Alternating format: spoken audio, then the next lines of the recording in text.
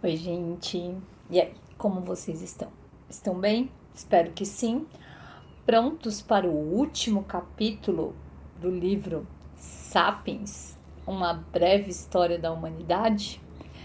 O último capítulo se chama O Fim do Homo Sapiens. Será que nós vamos chegar ao nosso fim? Bom, como sempre, vocês sabem, o autor ele nos surpreende, né? Então, o fim do Homo sapiens, para aliviá-los logo no começo, não é necessariamente o fim do Homo sapiens, tá? A gente pode se tornar outra coisa, né? Nós não seremos mais Homo sapiens porque nós vamos evoluir. E se você está chegando agora e ainda não me conhece, eu sou Rosângela Carvalho e o objetivo deste canal é compartilhar conhecimento por meio da leitura. E como a gente está chegando ao fim, né, do Homo sapiens, bom, ao fim, entre aspas, né? Vou falar para vocês como vai ficar aí as próximas semanas. Eu dividi também esse capítulo em duas partes, então o fim do Homo sapiens vai ter parte um, parte 2, e como eu havia dito, tem o epílogo. Então, no mês de dezembro, a gente ainda vai estar trabalhando no Homo sapiens, mas quando começar janeiro, nosso primeiro vídeo de janeiro já vai ser da nossa próxima leitura, que é importante que vocês votem, né? Nós estamos aí em votação. O Me Poupe, 10 passos para nunca mais faltar dinheiro no seu bolso, ou o Homo Deus, uma breve história do amanhã, do mesmo autor do Sapiens, o Yuval Noah Harari. Vocês podem escolher se vocês querem Me Poupe ou Homo Deus. A votação vai durar aí mais 3 semanas, então no dia que eu for fazer o último vídeo dos Sapiens, que é o epílogo, né? E aí a gente vai fazer um breve resuminho dessa nossa leitura que foi tão complexa, tão cheia de conteúdo. Eu, pelo menos, achei tão incrível. A gente vai, aí eu vou dar para vocês o resultado da nossa próxima leitura, porque na semana seguinte a gente já começa com ela. Então, fico no aguardo dos votos e vamos lá para o fim do Homo sapiens. Então, o que o autor traz aqui já no começo desse capítulo?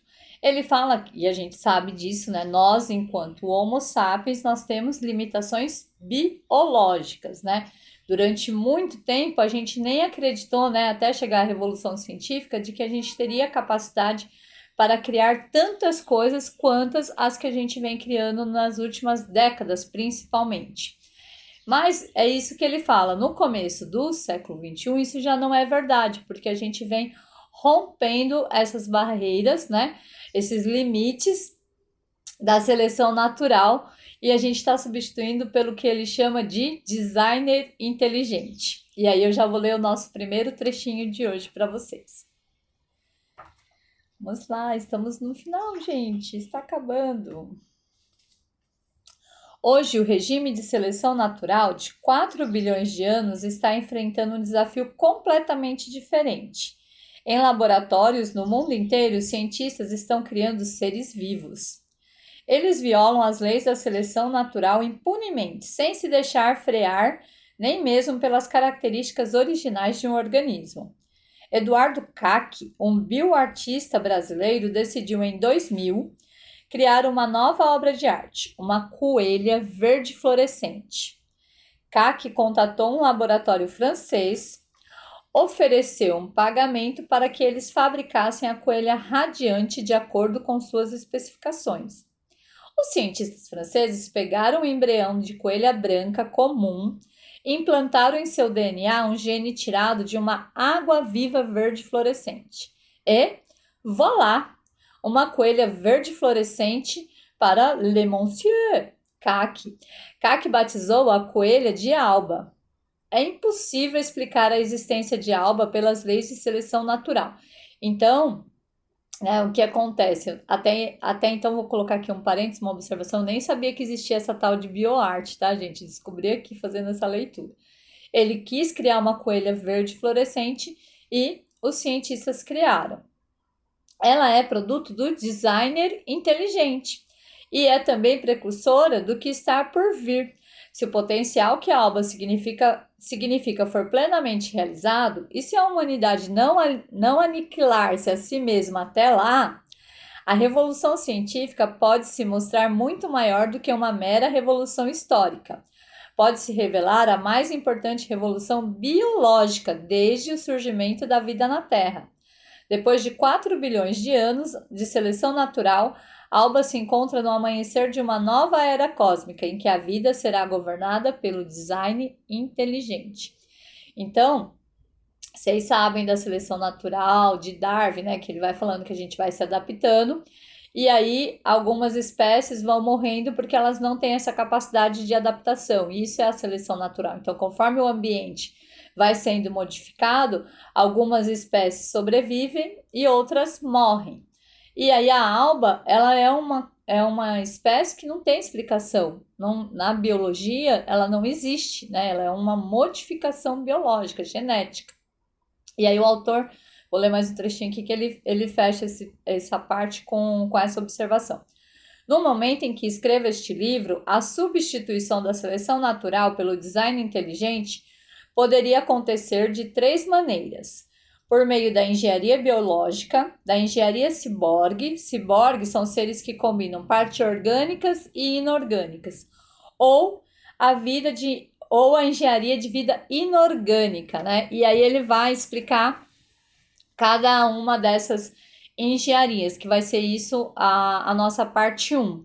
E depois na parte 2, ele já vai fazer uma reflexão, né, do que nós podemos esperar do nosso futuro enquanto seres humanos após, né, nós sermos modificados ou não, né? Porque a gente tem sempre o livre-arbítrio. E vocês sabem, né, lá no livro da abundância, a gente já fala um pouco sobre isso, né? Sobre a biotecnologia, sobre a inteligência artificial. Então, lá, se vocês não assistiram ainda os vídeos do livro Abundância, vocês podem voltar lá, porque ele vai falar também sobre isso que o autor está falando agora, né? Sobre essa evolução científica. E aí, a engenharia biológica, ela faz o quê? Ela vai mudar o seu gene ou ela vai fazer uma alteração na sua biologia. E o autor traz um exemplo bem simples e que já é feito há milênios, que é a castração. Eles calculam que há 10 mil anos os humanos já castravam touros para se tornarem bois.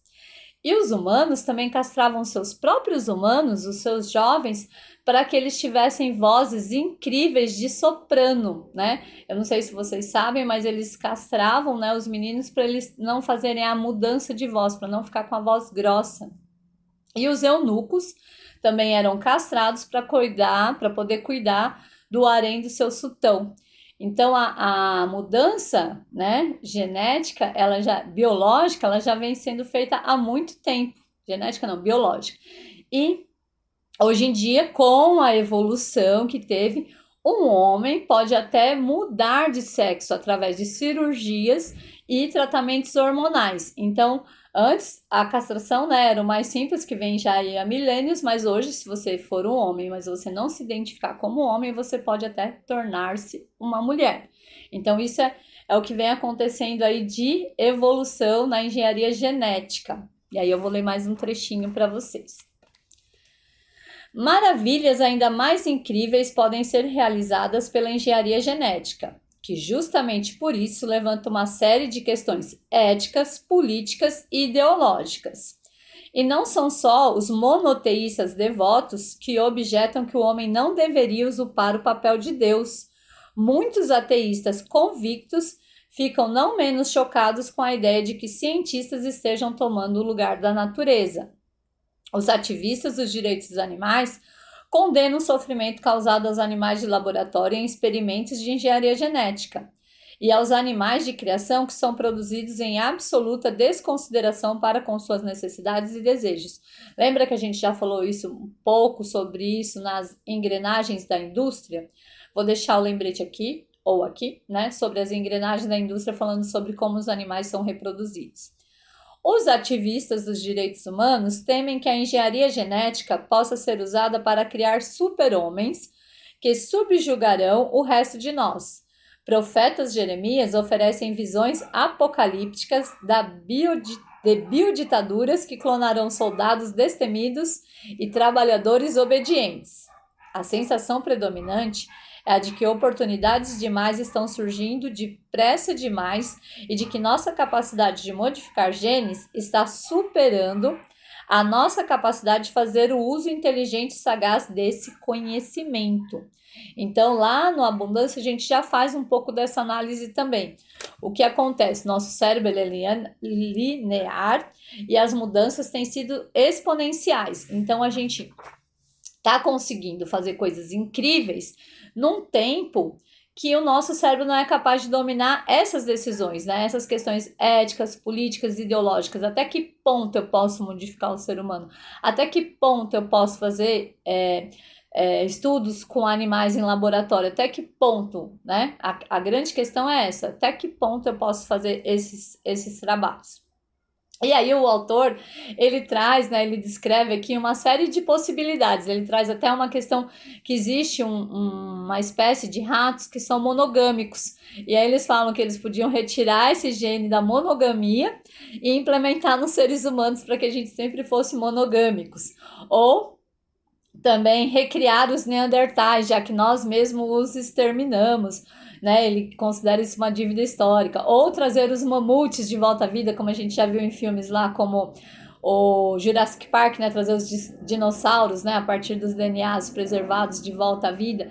E aí ele vai fazendo essa viagem de possibilidades e também mudar as nossas características, né, cognitivas e emocionais. Então tem todo esse mundo de possibilidades do que a gente pode fazer, mas como a gente vai fazer, né? Então vou ler mais um trechinho para vocês.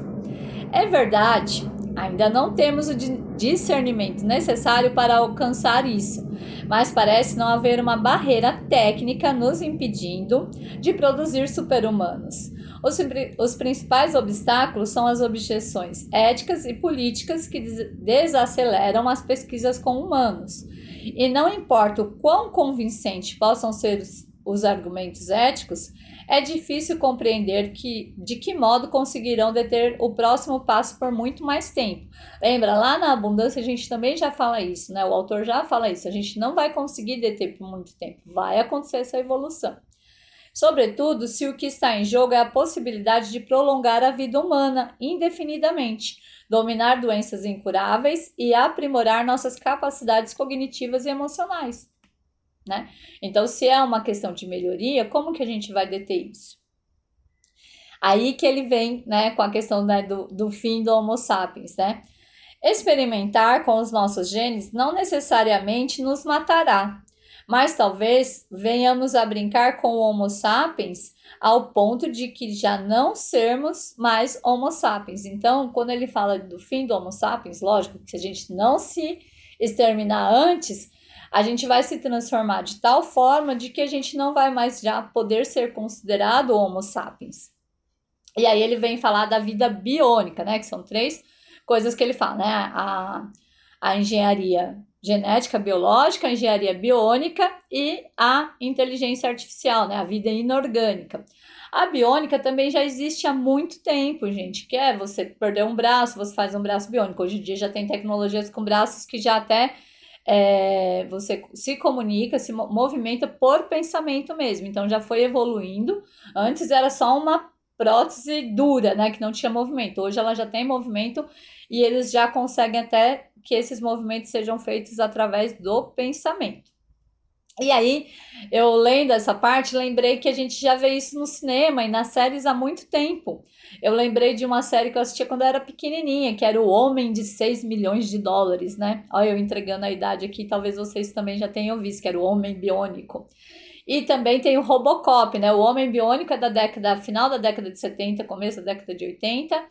O Robocop é da década de 90. E aí a gente tem esses exemplos aí de ciborgues, né? Mas aí mais do que, né, braços e pernas biônicos, o projeto mais revolucionário que existe é conceber uma interface direta com o cérebro e o computador. E isso ajudaria nas pessoas que têm a síndrome do encarceramento. Não sei se vocês já ouviram falar isso, porque a pessoa ela perde o movimento do corpo todo, mas o seu cognitivo é totalmente preservado. Pensa, você está preso no próprio corpo. Então, o máximo que você consegue é mexer os olhos. E aí a sua mente está lá, processando um monte de coisa e você não consegue se expor. E aí, se tivesse essa interface, né, computador-cérebro, através do computador você conseguiria, né, se comunicar, se expressar. Então, seria incrível isso. Mas, né, como tudo, tem as implicações. E aí eu vou ler o trecho para vocês que ele já... E esse autor, ele é muito maravilhoso, ele já traz lá todas as implicações, né? E se tais interfaces forem usadas para associar diretamente um cérebro com a internet? Ou associar diretamente vários cérebros uns com os outros, e criando assim uma espécie de rede intercerebral. O que poderia acontecer à memória humana, à consciência humana e à identidade humana se o cérebro tiver acesso direto a um banco de memória coletiva? Em tal situação, um ciborgue poderia, por exemplo, acessar as memórias do outro e não ouvir falar delas, não as ler em uma autobiografia e não as imaginar, mas sim lembrar delas diretamente como se fossem suas.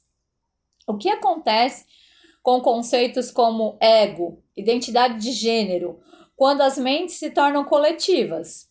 Como alguém poderia conhecer a si mesmo ou seguir seu sonho se o seu sonho não está em sua mente, e sim em algum reservatório de aspirações coletivas? Tal ciborgue já não seria humano, ou mesmo orgânico. Seria algo completamente diferente, seria tão fundamentalmente outro tipo de ser que não podemos sequer compreender as implicações políticas, psicológicas ou filosóficas dessa questão.